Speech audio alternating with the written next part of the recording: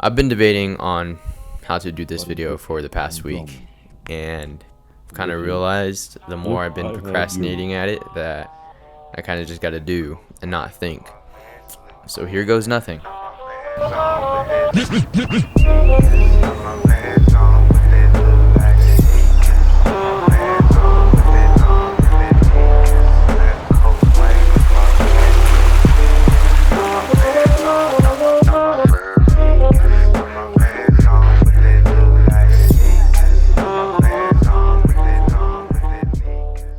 So last week, me and my buddy Sajid, we flew out to Salt Lake City, Utah. Now, this was a spontaneous, out-of-nowhere idea. He basically hit me up one day and told me that his brother was staying out there for a job. They had a hotel, they had a car rental, and that, it'd be cool if we could spend some time out there. So we do buy the tickets, and 2 weeks later, I find myself on a flight to Salt Lake City, Utah. Before this, I hadn't been on a plane in 2 years, so I was kind of nervous for the whole experience just getting on the plane. But I was excited type of nervous, and we really didn't have a plan either. We kind of just knew that we were heading out there and that we're going to be able to explore. For that first day, we ended up driving around town, and I quickly recognized how beautiful that state is. Being from Southern California, I'm used to like the dry desert kind of scene, and it was still hot there, so I still had that sense of home from it being how hot it was. But just everything was so different compared to SoCal, even just the air quality. We ate at this fish place, and I had this bomb-ass fish burrito. I don't even know what the fish place was called, but I just remember having this bomb-ass burrito. I got to see the mountains, the sunset, felt the wind blowing through my hair, and it was kind of a prequel for what was to come. But once we got to the hotel and that first night hit, that's when things started getting uncomfortable. I feel like this was the first time the whole trip where I was struck with a little bit of uneasiness. It's not that I didn't think I was gonna have a fun trip. It was just that I was uncomfortable sleeping in a different bed, being in a new city, really. And it's crazy because it wasn't even that far. I'm not that far in distance from California, but it was just weird, being in a different environment, having not stayed at a hotel like that or in a different state for a long time. Anyways, so that night passes and our first full day in Utah comes, and our plan is to visit this site called Big Cottonwood Canyon. There's thousands of trails there. It's basically this big, beautiful forest. The only thing in Southern California I could compare it to is Big Bear, and even then I don't feel like it touches the scope of this place. So as we're driving up the canyon, I'm just in awe of the natural beauty around me. It felt like forever since I've actually explored and saw what the world has to offer. The trees, the sound, the rivers, it brought about a sense of positivity for me that I just haven't experienced in a long time. And we end up choosing this trail called Donut Falls. So it's about a 3-mile hike there and back, so nothing too straining. And we headed out there in the morning, so it wasn't anything that bad. We're walking, it's nice, and eventually we reach the waterfall. There's families everywhere, there's people smiling, and everybody's just enjoying the outdoors. And once again, once I reached that waterfall, I met with this feeling of bliss, this feeling of wow, this is what I want to be doing. I want to explore like this. I like this environment, just being outside.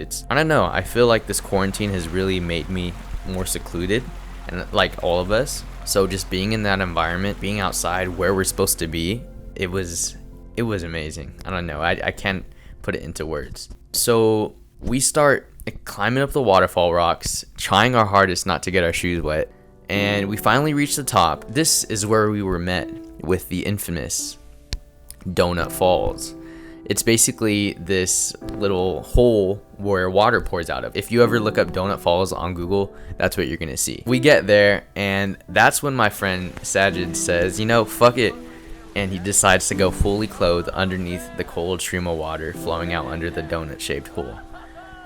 He's shivering and is in shock, but the look on his face is priceless.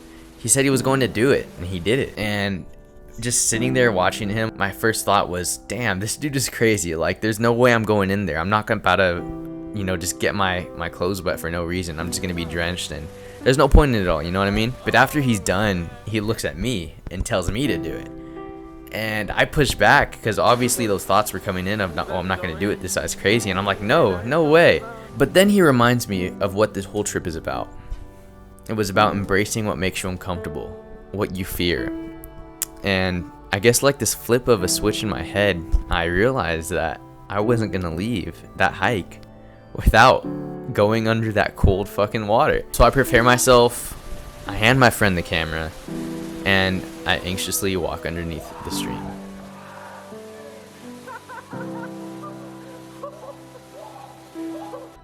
It literally made my body go into shock, and I don't know how long I was under there, but all I know is the feeling that I felt there. It's that feeling that I will be chasing for the rest of my life. It was a pure rush of adrenaline. I feel like that experience captured the sentiment of the trip.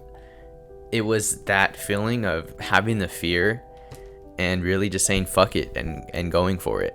I was proud of myself after the experience, you know, and it's kind of like realizing that I have to stop letting my fears preventing me from getting where I want to be. And I feel like that channels into this, why I'm doing this, why I'm trying to put myself out there and create more. It's because I have this innate fear of judgment, of trying to create content that is perfect, that isn't going to be perfect. You know, I've neglected my filmmaking career for a long time, or just my filmmaking side of myself. I guess that experience kind of brought to the forefront that whole sentiment of embracing fear and kind of just doing it because your mind doesn't want you to do it. I don't know, it's kind of weird, but I see it that like on the other side of that fear, on the other side was growth. Sajid and me even got his brother to do it too. His older brother wasn't gonna do it either. He saw both of us do it and say, come on now. But after a while, we had him do it too. So all of us three, went on that trip not thinking we were gonna get soaked, fully clothed, but we did. We went under that waterfall, experienced that rush of adrenaline, that shock to our body, and it was the highlight of the trip, like hands down. I think it was where we realized like this is what we came for. We came for this experience of embracing uncomfortability, embracing fear. The rest of the trip, we pretty much did more of exploration. It was just so different from California. It's something I'm not used to. But just getting that experience of being outdoors, you know, even if it was just for this weekend, it just brought a feeling of like bliss that I haven't felt in a long time. We planned that trip to Utah, I think 2 weeks before we ended up going. I guess it wasn't something where I thought I was actually gonna do it, and I did. And we went on the trip, we went on the plane, and we did all of that, and it was fun. Like I look back on that experience and I'm gonna remember it for the rest of my life. To bring it full circle, that trip to Utah was eye-opening for me in the sense that it kind of brought about this channel, brought about this desire to create again, to face my fears and do what I know I'm capable of doing, creating. If you'd like to see my other videos, I do have a couple videos on this YouTube channel, and I think it gives more context into who I am and where I'm at now, I guess. I want to be more genuine with this channel. I want to be able to speak my mind and just share ideas, whatever's going on, practices that I'm trying, yoga, meditation, biking, like all these things. I want to be able to just share myself, and I feel like this is the best platform to do it. You know, it's gonna encourage me to create. It's going to encourage me to grow, and at the end of the day, I guess that's what I desire the most. I desire to get on the other side of that challenge. So yeah, thank you for watching this video. You know, I'm humbled that you spent this time watching it. And leave a like if you want more, and share your thoughts in the comments if you'd want more.